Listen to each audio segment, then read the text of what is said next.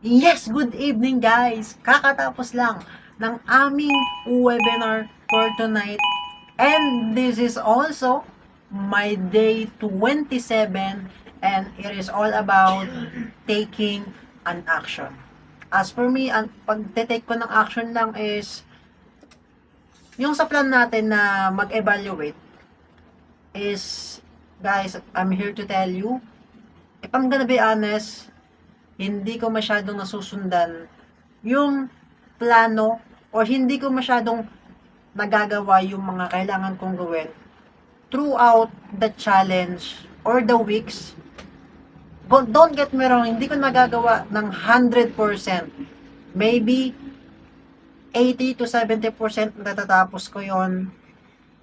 The rest, hindi na. Napuputol kasi minsan yung ano natin, yung structures natin, so hindi natin nagagawa yung mga plans dapat or yung mga structure na dapat natin gawin.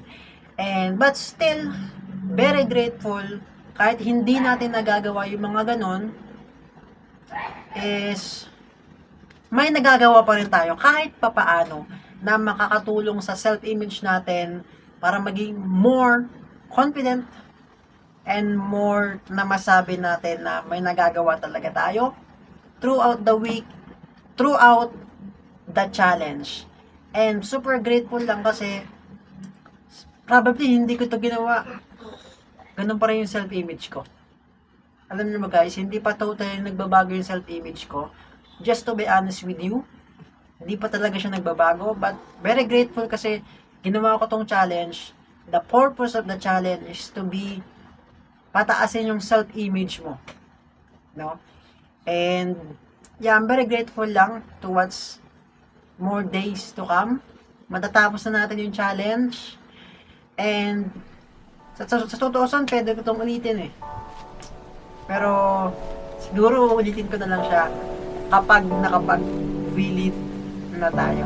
Guys, the Willit super excited kasi and grateful lang din kung makakasama tayo. Guys, that's the best event na meron si Sir MJ na pangarap ko mapunta. Yun lang guys. See you soon.